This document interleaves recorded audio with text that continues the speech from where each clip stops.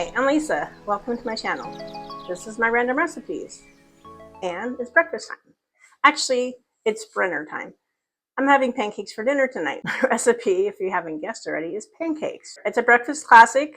It's a favorite, but it also works great for dinner. So when breakfast is for dinner, it's called brinner, right? I am going to be making pancakes. In fact, I'm going to be making perfect pancakes. At least that's the name of the recipe. And everybody loves pancakes, right? When my daughter was little, one day she needed pancakes. She says to me, Mom, I want pancakes. And I was like, well, honey, I don't have any mix, but I want pancakes. I mean, this is way before the days of the internet, so I thought, well, maybe they can't be that complicated. So I looked in one of my cookbooks, and sure enough, there was a recipe there for pancakes made from scratch. And once I learned how simple they were, honestly, I never really bought pancake mix after that. The recipe I'm working from today is not the same one I used way back then. This is another one I found since then. I have pancakes for dinner.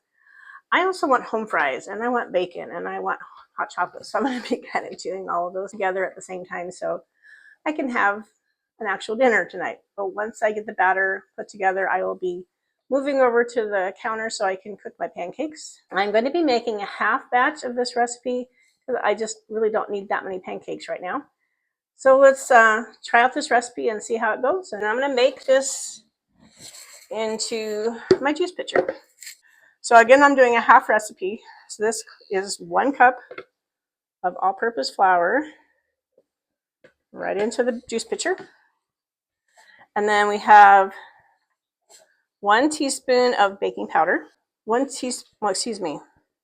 quarter of a teaspoon baking soda, and then half a teaspoon of salt. I will use my whisk and just kind of combine those a little bit. Since this is half recipe, it calls for 2 eggs. I'm going to do 1. And next, 3/4 of a cup of buttermilk. And if the recipe gets a little too thick, we can always thin it down with a little bit of regular milk. And then this is an 1/8 of a cup of vegetable oil. All right, so that's our entire batter. I'm just got to mix it up. I can smell the buttermilk. It's quite tangy. Yeah, it's pretty thick, so I'm going to go ahead and thin it down a little bit. The thicker the batter, the thicker the pancakes. If they're too thick, they won't cook in the middle. Another splash of milk. That looks better. All right, so now I'll let you see the batter. So it's sticking to the whisk, but it's not so thick that it's like paste. I'm going to pause my camera. I have to move over to the counter so I can cook these. I'll meet you over there. I'm over at the counter now. So I will turn this down. You can see I have an old square frying pan, but I can get 4 pancakes in at a time. So I've got my batter. I did, as you saw, I gave it 2 splashes of regular milk. We're going to start off, we're going to do 4 at a time. I'm not going to make them super big.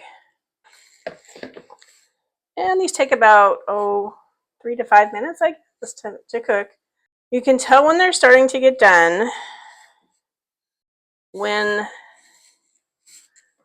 they're little bubbles that'll open up, and when they begin to stay open, it's ready to turn, but also the edges will start to look dry. A couple of these holes are starting to stay open. We'll watch for a couple more to pop open. Okay, so I'm going to go ahead and flip this one.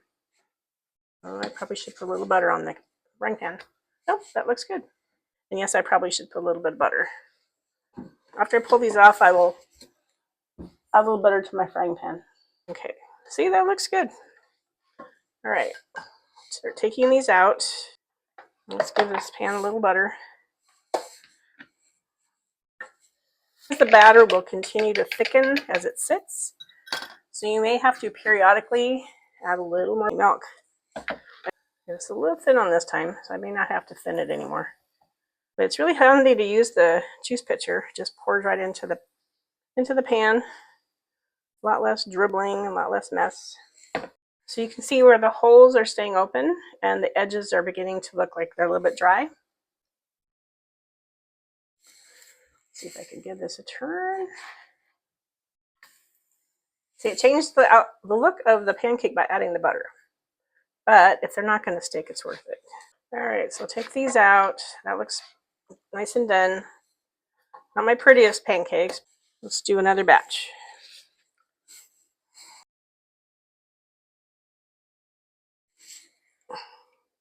All right, that should do it. Okay, I think we're ready to turn. That looks good. All right, I'm pleased with these. Give them another minute or two to finish cooking, and then we're ready to eat.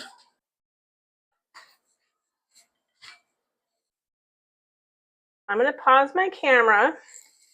I'm going to finish assembling my meal, and I will meet you at the table. Hi, so I'm back. All right, so I finished cooking my dinner, and I have pancakes here to show you. So I'm going to show you. These are the first two batches. This was the first batch I made.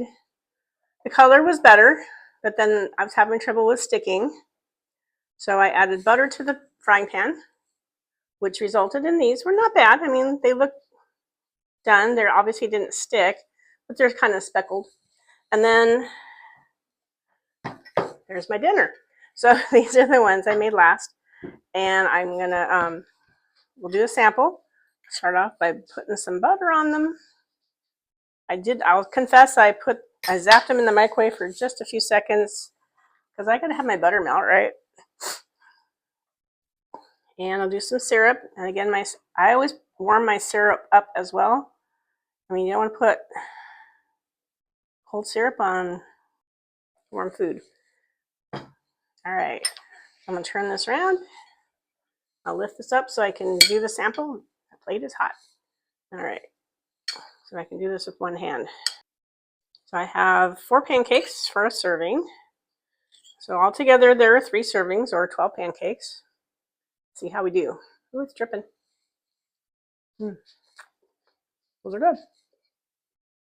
Those are good pancakes. The tanginess of the buttermilk, I can taste that. That's good. Well, that's what I'm having for dinner tonight. You really can't go wrong with pancakes. Nice to have a scratch recipe in your back pocket in case sometime there's a pancake need. You don't have to always rely on mixes. In the description below, I will include the ingredients and the preparation for this recipe for both the half and for the full. I mean, you don't always need a ton of pancakes. What if you only have 1 egg left in the house? One thing really nice about pancakes is 1 egg can go a long way towards filling up some empty tummies. This time I'm going to be making another waffle recipe.